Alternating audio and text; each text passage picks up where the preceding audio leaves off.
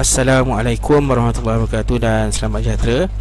Baik, kali ini cikgu akan tunjukkan bagaimana kita nak buat bahagi menggunakan bentuk lazim. Okey. Jadi yang pertama sekali boleh ingat ingat 4T. Okey, apa 4T tu? T yang pertama adalah tengok, T yang kedua tulis, T yang ketiga tolak, T yang keempat turun. Okey. Jadi kenapa cikgu suruh ingat 4T ni? Kerana bahagi melibatkan bentuk lazim, dia melibatkan proses-proses ini secara berulang. Okey. Jadi kita pergi kepada tengok. Tengok ni maksudnya tengok apa? Okey, tengok sifir, cari nombor yang sama atau kurang. Okey. Seterusnya tulis, tulis nombor di bawah dan juga nombor di atas. Okey, tolak maksudnya tolak nombor yang di bawah dan akhirnya turunkan nombor seterusnya. Sekiranya kita tak dapat turunkan nombor, maksudnya operasi bahagi itu telah tamat. Okey. Jadi kita terus pergi kepada soalan. Okey, 524 bahagi dengan 2 sama dengan, okey. Jadi mula-mula sekali kita tuliskan bentuk lazim bagi operasi seperti ini. Ingat nombor yang kita mula-mula jumpa, nombor tu akan berada di dalam rumah. 524 berada di dalam, bahagi K2 akan berada di luar. Okey, jadi kalau mengikut ini kita akan mengikut soalan ini kita akan menggunakan sifir 2. Okey, jadi cikgu harap murid-murid dah hafal lah sifir 2. Jadi ini sebagai panduan sahaja. Okey, seterusnya kita mulakan dengan kaedah 4T. Ingat 4T. Okey, yang pertama tengok sifir, cari nombor sama atau kurang. Okey. Jadi apabila kita buat operasi bahagi ni, dia terbalik daripada operasi tambah, tolak dan darab. Kalau tambah, tolak dan darab kita akan mulakan dari sebelah kanan, tapi untuk operasi bahagi kita akan mulakan dari sebelah kiri. Okey, jadi lihat digit yang paling kiri sekali iaitu 5. Okey, lihat digit 5. Okey, jadi tengok sifir, cari nombor yang sama atau kurang daripada 5. Okey, ada tak nombor 5 dalam sifir 2? Okey, tak ada. Kalau tak ada, kita cari nombor yang kurang. Ada tak? Okey, kita jumpa nombor 4. Okey, jadi seterusnya kita pergi ke T yang seterusnya iaitu tulis nombor di bawah dan atas. Okey, kita dah dapat nombor 4, kita tulis nombor 4 tu di bawah 5. Okey, nombor atas jangan tulis nombor 4 juga. Okey, yang di atas tu kita akan tuliskan kedudukan 4. 4 tu dalam sifir 2 kedudukannya adalah yang ke berapa? Kedudukan yang pertama ke kedudukan yang kedua? Okey, betul. 4 tu adalah kedudukan yang kedua. Okey, seterusnya pergi kepada T yang seterusnya iaitu tolak. Tolak nombor di bawah. Jadi 5 tolak 4 sama dengan 1. Okey, seterusnya turunkan nombor seterusnya. Nombor yang seterusnya sebelah 5 adalah 2. Jadi kita turunkan 2, kita dapat 12. Okey, mula balik daripada T yang pertama iaitu tengok. Tengok sifir, cari nombor yang sama atau kurang. Okay, tengok sifir, ada tak nombor 12 dalam sifir 2? Okey, ada. Kalau ada, kita tuliskan 12. Okey, jadi tulis nombor di bawah. Okey, tulis nombor di atas. Di atas 12 kedudukannya dalam sifir 2 adalah kedudukan yang ke-6. Okey, selepas tulis apa T yang seterusnya kita tolak.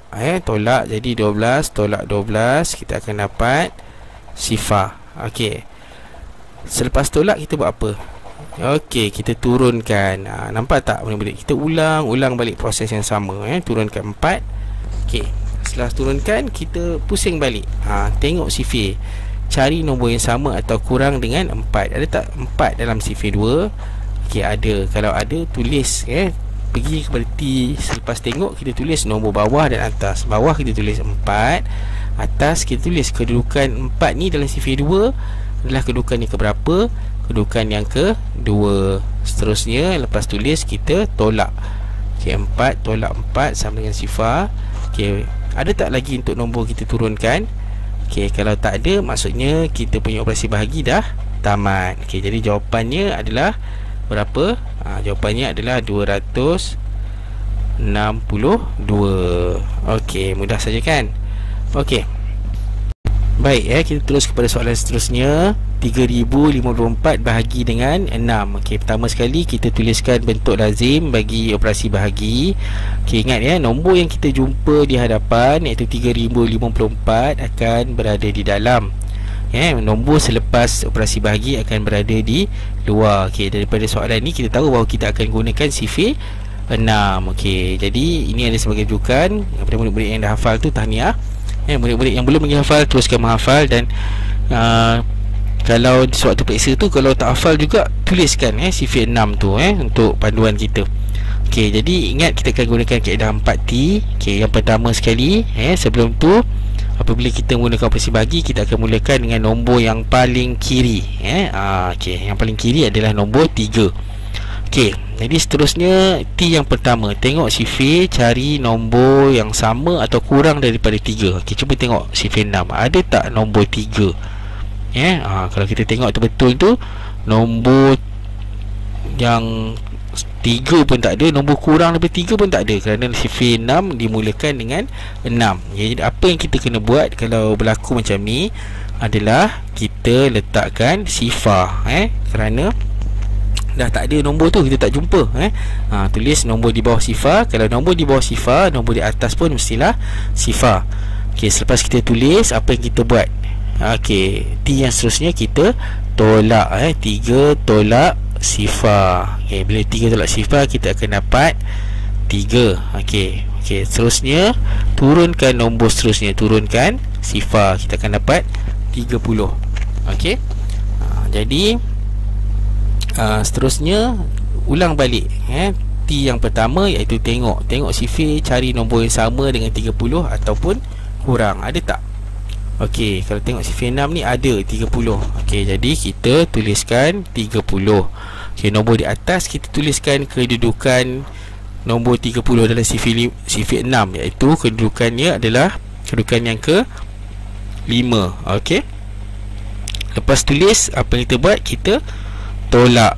Okey, tolak 30, tolak 30, kita akan dapat sifar.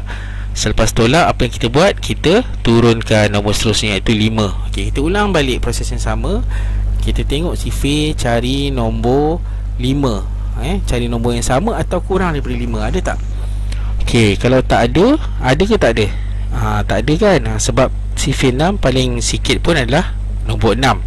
Okey, jadi seterusnya apa yang kita kena buat adalah, kalau tak jumpa, tuliskan nombor di bawah iaitu sifar, nombor di atas pun sifar.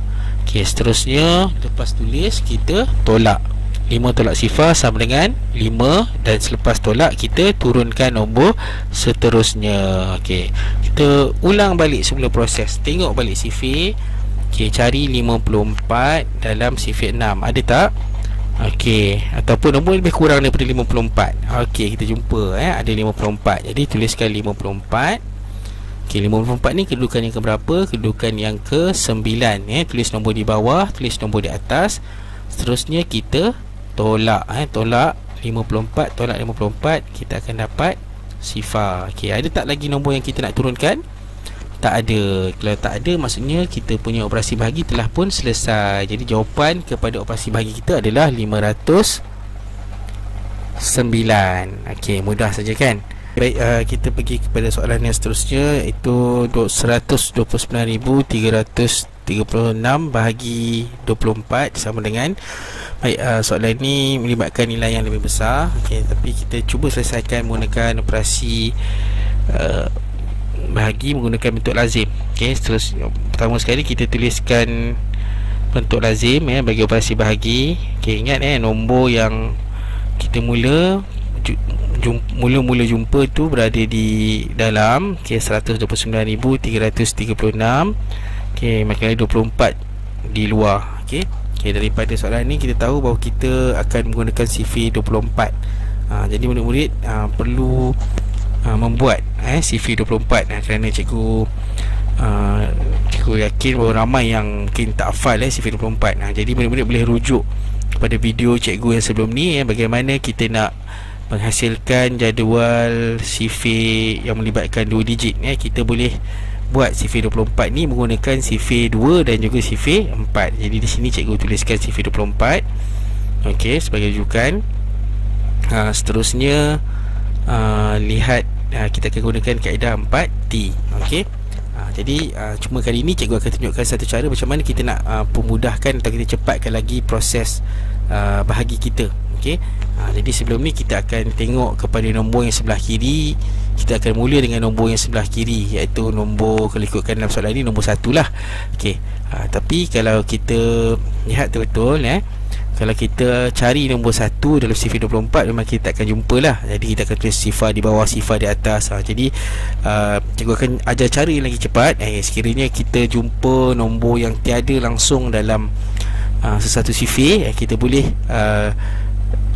tengok, tambahkan lagi ataupun luaskan lagi cara carian kita tu. Contoh, okey, sekarang ni 1, nombor yang di sebelah kiri sekali, kalau kita tengok tiada dalam sifar 24. Okey, cuba kita besarkan sikit nombor kita dengan kita tambahkan digit seterusnya, iaitu 2, jadi 12. Okey, sekarang ni 12 ada tak dalam sifar 24?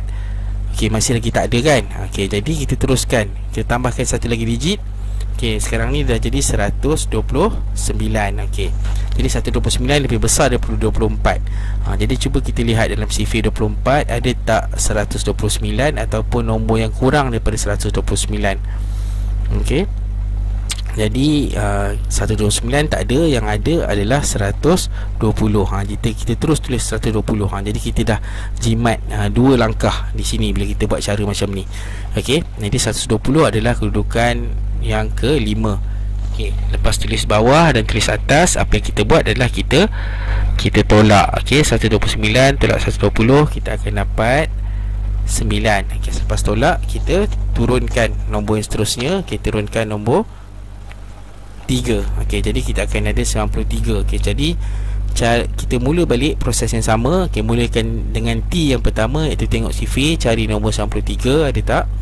Okey, kalau tak ada, cari nombor yang lebih kecil daripada 93, iaitu kita akan ada 72. Okey, 72 adalah kedudukan yang ketiga. Ingat, bila kita tulis nombor di bawah, mesti kita tulis nombor yang di atas. Okey, kedudukan yang ketiga. Selepas tulis, kita tolak 93 tolak 72, kita akan dapat 21. Okey, selepas tolak, turunkan nombor yang seterusnya. Okey, nombor seterusnya adalah 3.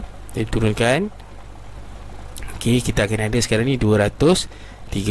Okey, jadi lepas turunkan, mula balik dengan T yang pertama, iaitu tengok. Okey, tengok sifar, cari 213. Okey, kalau tiada, cari nombor yang lebih kurang, yang paling hampir. Okey, yang kita ada adalah 192. 192 adalah kedudukan yang ke-8. Okey, lepas tulis, kita tolak. Okey, tolak nombor yang di bawah. Okey, 3 tolak 2, kita akan dapat 1. 1 tolak 9 tak boleh, jadi kita pinjam di sebelah. Okey, 2 akan jadi 1, kali 1 akan jadi 11. 11 tolak 9, kita akan dapat 2. 1 tolak 1, kita akan dapat sifar. Okey, jadi kita akan dapat 21. Seterusnya, turunkan nombor seterusnya, turunkan nombor 6, kita akan dapat 216. Okey, lepas turunkan, kita mula balik proses yang pertama, iaitu tengok. Okey, tengok sifar, cari 216, ada tak? Okey, kalau ada, tuliskan nombor di bawah, iaitu 216, dan di atas adalah kedudukan 216 tu, iaitu kedudukan yang ke-9. Okey, selepas tulis, tolak nombor ini bawah, 216 tolak 216, kita akan dapat sifar. Okey, seterusnya kita akan turunkan. Okey, ada tak lagi nombor yang diturunkan? Okey, kalau tak ada, maksudnya operasi bagi kita telah pun tamat, dan kita akan dapat jawapan, iaitu 5389. Okey, jadi cikgu harap video ini boleh membantu murid dalam lebih memahami bagaimana cara untuk membuat operasi bahagi menggunakan bentuk lazim. Jadi semoga kita berjumpa lagi dalam video yang akan datang, video yang lain. Itu sahaja daripada cikgu. Sekian, terima kasih.